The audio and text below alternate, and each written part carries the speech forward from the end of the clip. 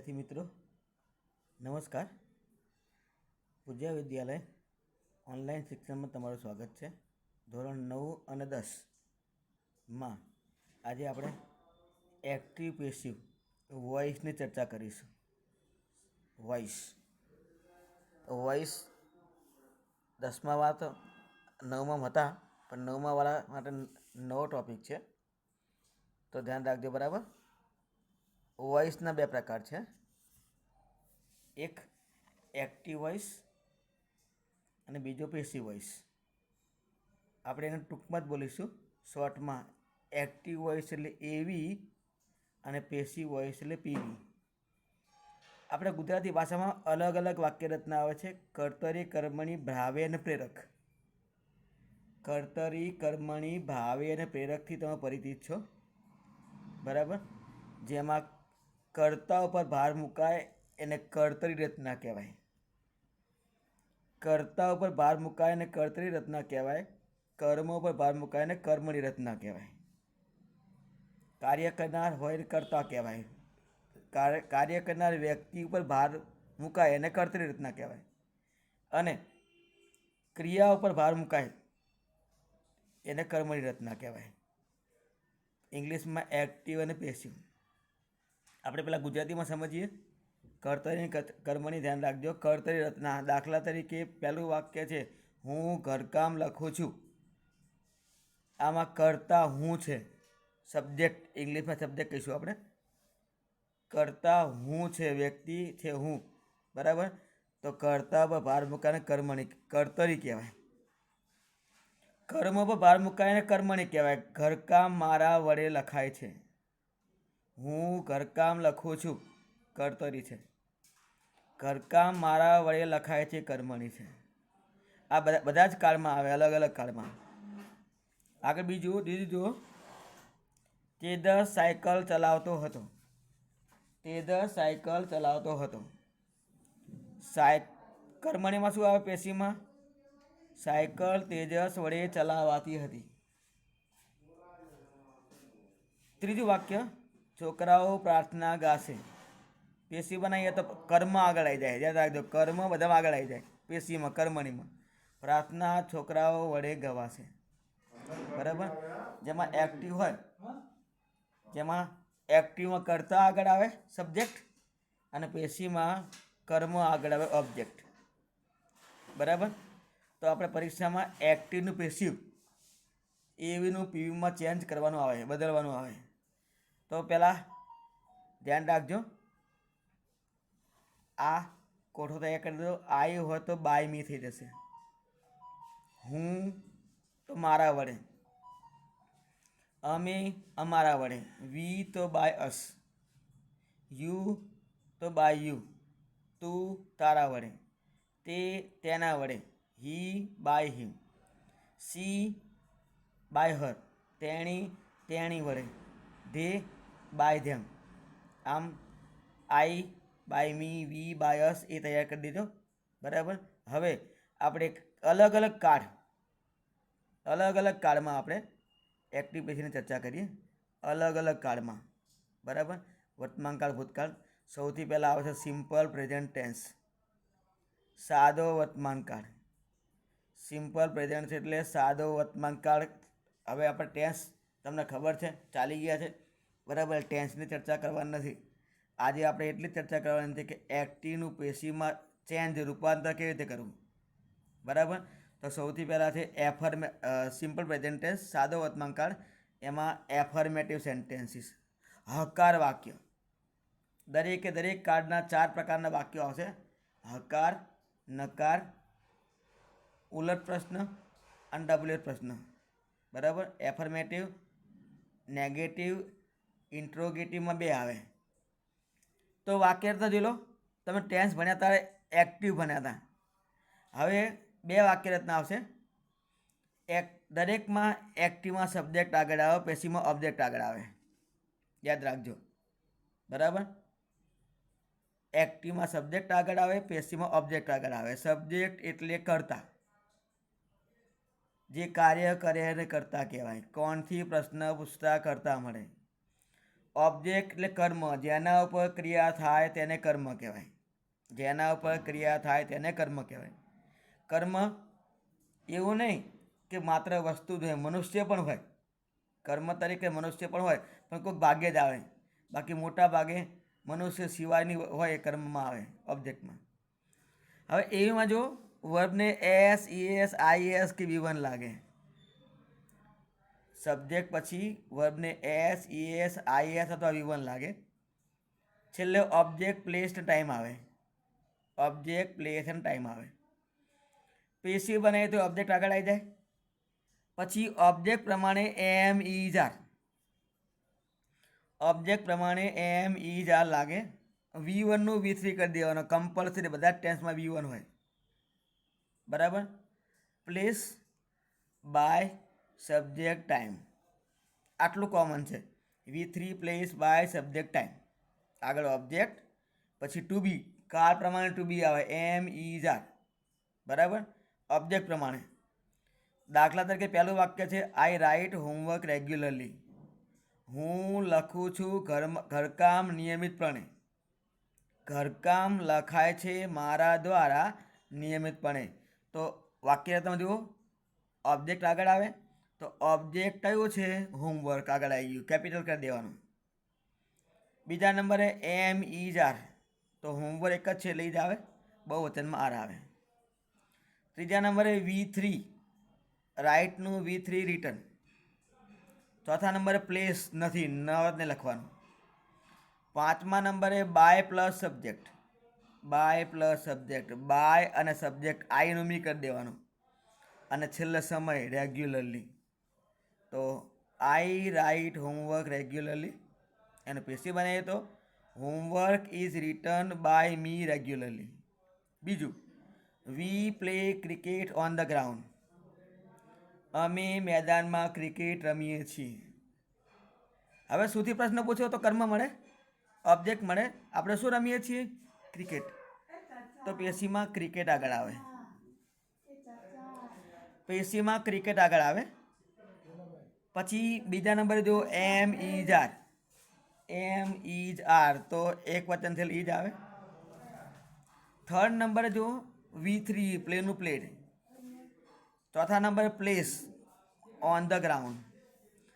પાંચમા નંબરે by subject, વીનું બાય અસ. વીનું બાય અસ. અને છેલ્લે ટાઈમ, ટાઈમ છે ને એને લખવાનું. બરાબર. તો ધ્યાન રાખો, ત્રીજું વાક્ય આવ્યા. તેજસ સવારમાં, Tejas eats apples in the morning. Tejas સવારમાં સફરજન ખાય છે. શું ખાય છે? સફરજન ખાય છે. તો ઓબ્જેક્ટ કયું છે? સફરજન. તો એપલ્સ આગળ આવે. સેકન્ડ નંબરે ટુ બી આવે એમ, ઇઝ, આર. એપલ બહુવચન છે આર. પછી V3 ઇટનું ઇટન. પછી ચોથા નંબરે બાય સબ્જેક્ટ, બાય તેજસ. નામ છે તો નામ જ રાખવાનું, હી કસી નહીં કરી દેવાનું. અને છેલ્લે in the morning. Apples are eaten by Tejas in the morning. ચોથું, Tejal rides a bicycle on the road. Tejas રસ્તા ઉપર સાયકલ ચલાવે છે. સાયકલ રસ્તા ઉપર તેજલ દ્વારા ચલાવાય છે. તો a bicycle is ridden on the road by Tejas. Ram and Lakshman sing songs every Sunday. Ram Lakshman દર રવિવારે ગીતો ગાય છે. શું ગાય છે? ગીતો, તો સોંગ્સ. પછી બીજા નંબરે એમ, ઇઝ, આર. સોંગ બહુ આર. સિંગનું V3 સોંગ. પ્લેસ નથી, by Ram Lakshman every Sunday. બરાબર.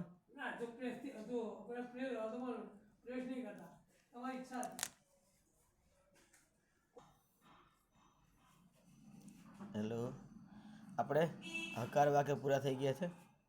હકારની વાક્યરચના રાખજો. સૌથી પહેલાં સબ્જેક્ટ એક્ટિવમાં આપણે પેશીની વાત કરી લઈએ. Object am, is, are. V3 place by subject time. અને હવે આપણે નેગેટિવ વાક્યની ચર્ચા કરીએ. નકાર વાક્ય એ પહેલાં 5 વાક્યની એક્સરસાઇઝ છે. હકાર વાક્યને જોઈ લઈએ. પહેલું વાક્ય છે, આ 5 વાક્ય જોયો, એક્સરસાઇઝ છે. You learn music in the evening. તમે સાંજે સંગીત સાંભળો છો. સંગીત તમારા દ્વારા સાંજે સંભળાય છે. તો પહેલાં મ્યુઝિક, પહેલો અક્ષર કેપિટલ, એક વચન છે એટલે ઇઝ, લર્નનું learnt, by you in the evening. In the evening આ પ્રમાણે આવશે. Music is learnt by you in the evening. બીજું number 2, she makes chapati in the kitchen. તેણીની રસોડામાં રોટલીઓ બનાવે છે. શું બનાવે છે? રોટલીઓ. તો શું આવે? ચપાટીસ આગળ આવે. બીજા નંબરે એમ ઇઝ આર એટલે આર, મેકનું made in the kitchen by her. Chapatis are made in the kitchen by her. ત્રીજું, Mala speaks truth.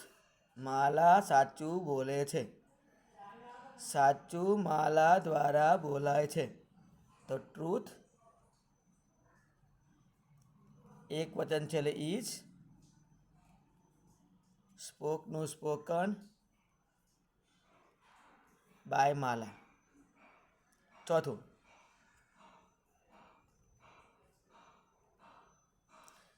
The cow gives milk. ગાય દૂધ આપે છે. દૂધ ગાય દ્વારા અપાય છે. તો ઓબ્જેક્ટ કયું છે? મિલ્ક. ઓબ્જેક્ટ કયું છે? મિલ્ક. તો milk is given by the cow. Mohan never eats bananas. Mohan કદી કેળા ખાતો નથી.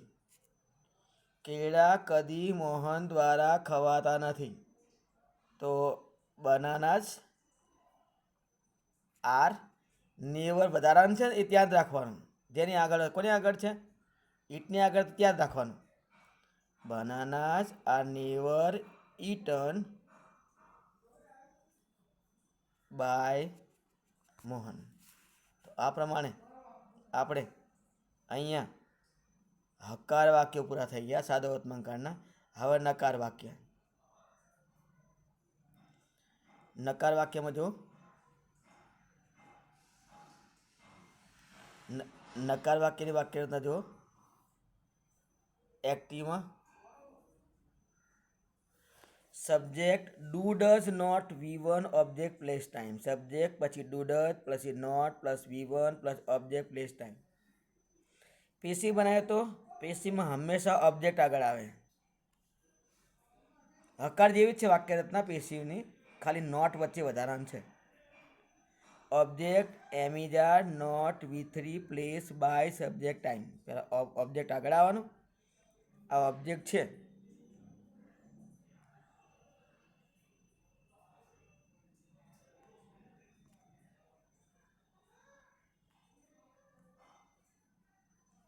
ઓબ્જેક્ટ છે એ ઓબ્જેક્ટ આગળ આવી જશે પેશીમાં. પેશીમાં આ ઓબ્જેક્ટ આગળ આવી જાય. બીજા નંબરે એમ ઇઝ આર. ત્રીજા નંબરે V1 નો V3. ચોથા નંબરે આ પ્લેસ. પાંચમા નંબરે બાય સબ્જેક્ટ. આ સબ્જેક્ટ છે બાય પાછળ જાય. અને છેલ્લે time. Object am is are not V3 place by subject time. હવે તમને ખબર છે કે ડુ ક્યારે આવે, ડઝ ક્યારે આવે.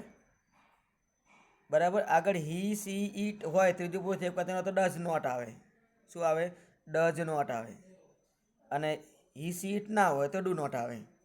એ ટેન્સનો પ્રોબ્લેમ છે, ધ્યાન રાખજો. આપણે આની વાત કરીએ વાક્યની. I do not like ice cream. મને આઈસ્ક્રીમ ભાવતો નથી. મને આઈસ્ક્રીમ ગમતો નથી. આઈસ્ક્રીમ મારા દ્વારા ગમાડતો નથી. તો શું આગળ આવે ઓબ્જેક્ટ? આઈસ્ક્રીમ. ઓબ્જેક્ટ કયો છે? આઈસ્ક્રીમ. એક વચન છે એટલે is not liked by me. Object પછી am is are not V3 place by subject time. બીજું, they do not sell fruits in the market. તેઓ માર્કેટમાં ફળો વેચતા નથી. ફળો તેમના દ્વારા માર્કેટમાં વેચાતા નથી. ફળો તેમના દ્વારા માર્કેટમાં વેચાતા નથી. તો શું આવે પહેલાં? ઓબ્જેક્ટ કયું છે? ફ્રૂટ્સ. બહુવચન છે એટલે આર. નોટનું not. Object am is are not. પછી V3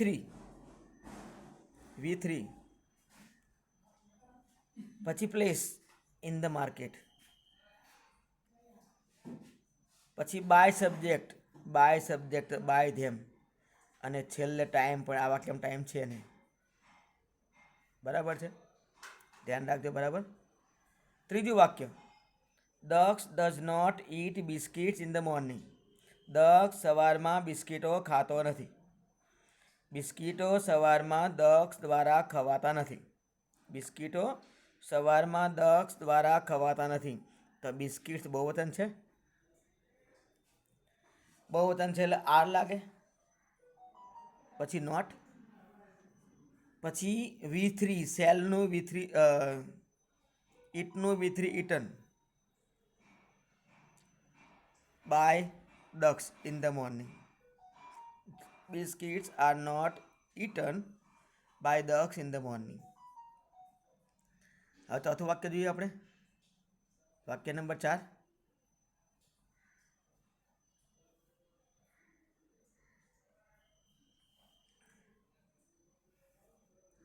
ચાર નંબરનું વાક્ય, પૂજા ડઝ નોટ પ્રિપેર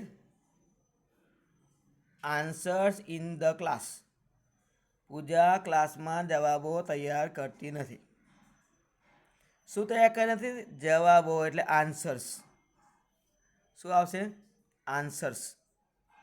બહુવચન છે એટલે આર આવશે. પછી નોટ આવશે. V3 પ્રિપેડનું V3 પ્રિપેડ. પછી પ્લેસ ઇન ધ ક્લાસ. પછી by subject by Pooja.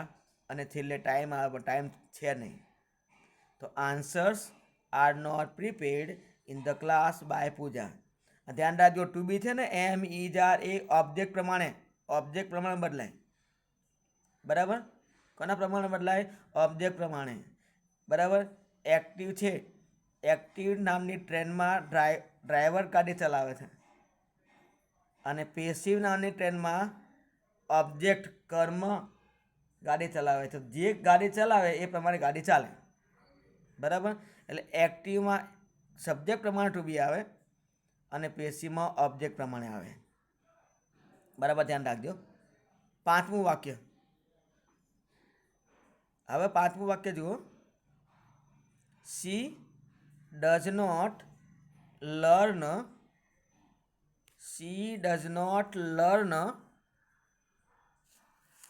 English every Sunday. તેણીની દર રવિવારે ઇંગ્લિશ ભણતી નથી. આપણે પેશી બનાવવા માટે ઓબ્જેક્ટ આગળ લાવવાનું છે. ઓબ્જેક્ટ થર્ડ નંબરે આવે. થર્ડ નંબરે સબ્જેક્ટ વર્બ ઓબ્જેક્ટ. અથવા ગુજરાતી કરવાનો, શુંથી પ્રશ્ન પૂછવાનો, જે જવાબ મળે ઓબ્જેક્ટ. તેણીની દર રવિવારે ઇંગ્લિશ ભણતી નથી. શું ભણતી નથી? ઇંગ્લિશ. તો ઇંગ્લિશ આગળ આવી જાય. ઇંગ્લિશ આગળ આવે. બીજા નંબરે શું આવે? Am is R. ઇંગ્લિશ એક જ છે એટલે ઇઝ. પછી નોટનું નોટ. લર્નનું લર્ન્ટ. પછી પ્લેસ નથી. પછી બાય સબ્જેક્ટ એટલે સીનું હોય બાર હર એવરી સન્ડે. બરાબર?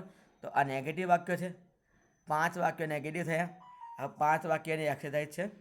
પહેલું વાક્ય છે, we do not play kho kho in the school.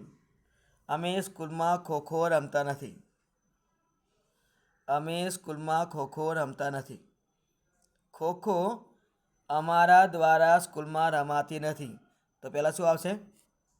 Kho kho. સૌથી પહેલાં ખોખો આવશે. બરાબર. તો ખોખો.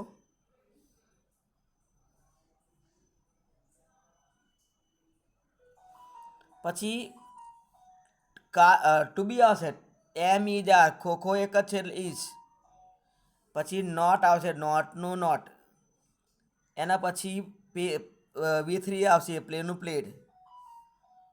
પછી place. In the school by વીનું અસ થઈ જશે. By us. Kho kho is not played in the school by us. બીજું વાક્ય જુઓ. Jay and Ajay do not ride horse in the garden. Jay અને અજય ગાર્ડનમાં ઘોડા ઉપર સવારી કરતા નથી. બરાબર. જુઓ આમાં હોર્સ આવ્યો ઓબ્જેક્ટ તરીકે, એટલે ઓબ્જેક્ટમાં વસ્તુ આવે એવું જરૂરી નથી. શેના પર સવારી કરતા નથી? હોર્સ ઉપર. તો જવાબ શું આવે? A horse is not. રાઇડનું રોડ અથવા રાઇડ અંતમાં જે લખવું હોય. પછી in the garden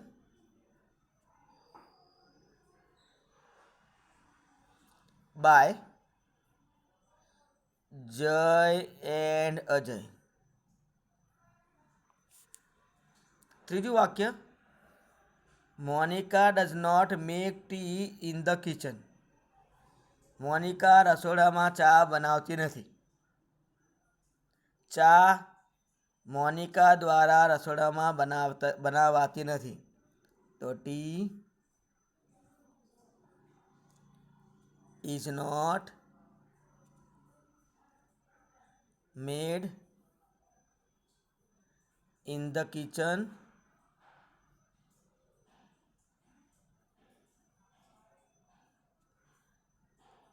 by Monica.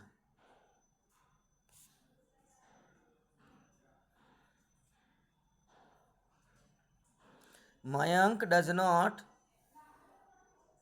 By 10 packets of biscuits. Mayank બિસ્કિટના 10 પેકેટ ખરીદતો નથી. તો ઓબ્જેક્ટ કયું છે? શું ખરીદતો નથી? બિસ્કિટ નહીં, ખાલી બિસ્કિટના 10 packet.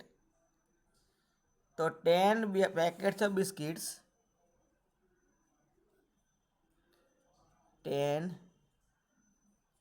Packets of biscuits are not bought by Mayank. By Mayank. પાંચમું. The lion does not kill monkey in the jungle. Lion does not kill monkey in the jungle. સિંહ જંગલમાં વાંદરાઓનો શિકાર કરતો નથી. તો શેનો શિકાર કરતો નથી? વાંદરાઓ, monkeys are not killed in the jungle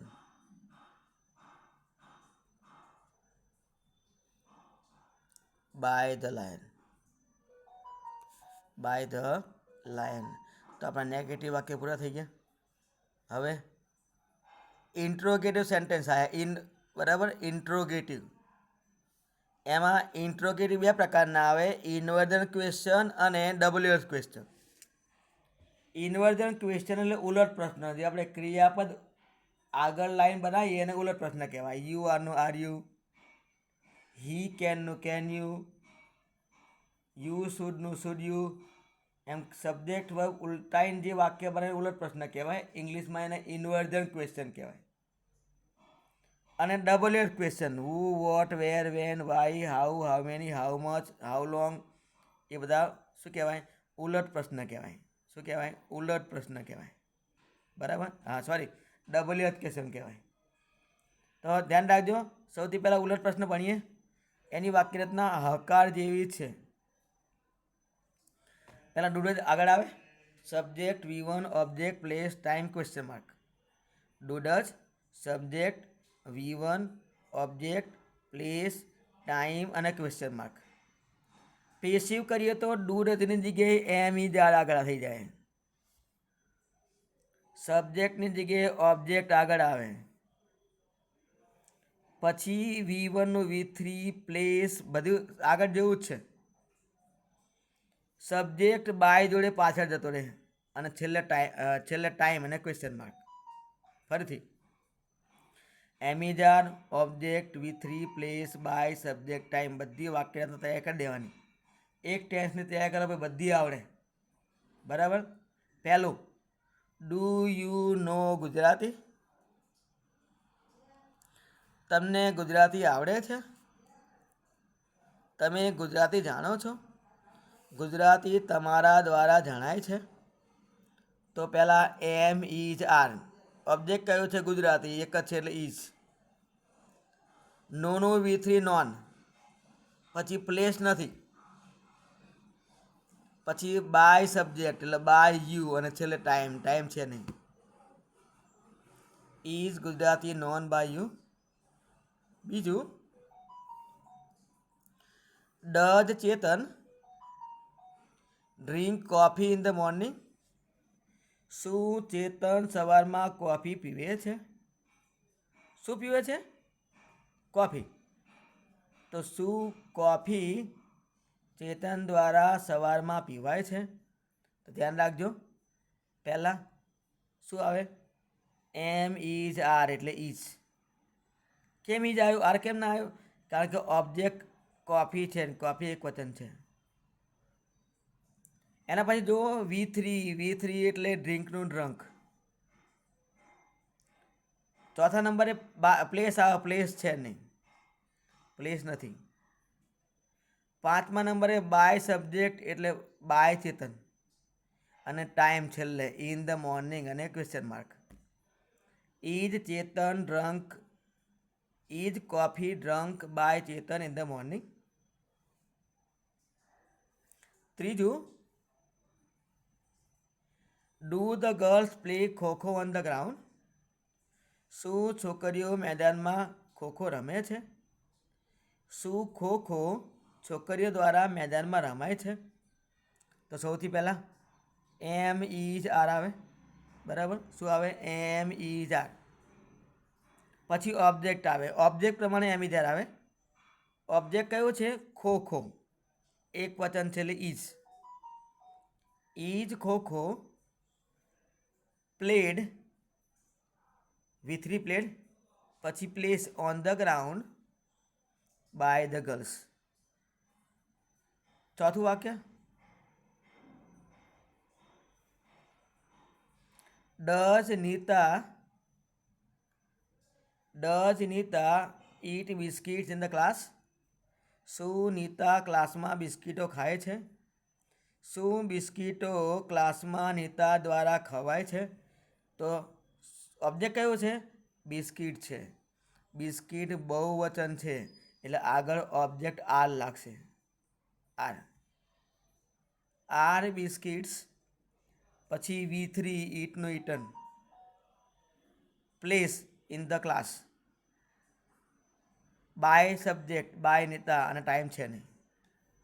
પાંચમું, does the sun give light and heat? શું સૂર્ય પ્રકાશ અને ગરમી આપે છે? શું પ્રકાશ અને ગરમી સૂર્ય દ્વારા અપાય છે? બહુવચન છે એટલે are. Light and heat given by the sun. હવે 5 વાક્યોની એક્સરસાઇઝ છે, એ તમારે એક્સરસાઇઝ કરવાની છે. બરાબર. ધ્યાન રાખજો, એને એક્સરસાઇઝ સોલ્વ કરાવી દો. પહેલું વાક્ય છે, does he tell an interesting story in the class? શું તે વર્ગમાં રસપ્રદ વાર્તા કહે છે? શું કહે છે? રસપ્રદ વાર્તા. તો જવાબ શું આવે? N interesting story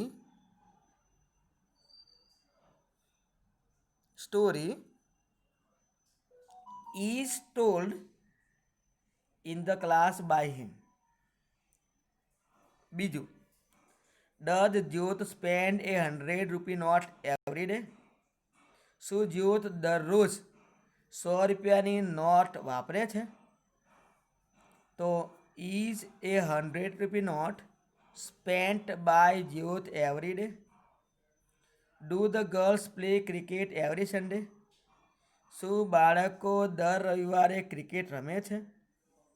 Is cricket played by the girls every Sunday? Does Naman sell fruits in the market? તો are fruits sold in the market by Naman? Do they buy a new house every year? શું તેઓ દર વર્ષે નવું ઘર ખરીદે છે? તો is a new house bought by them every year? તો પહેલો પાઠ આપણે પૂરો કરીએ છીએ. બીજો પાઠ પછી આવશે.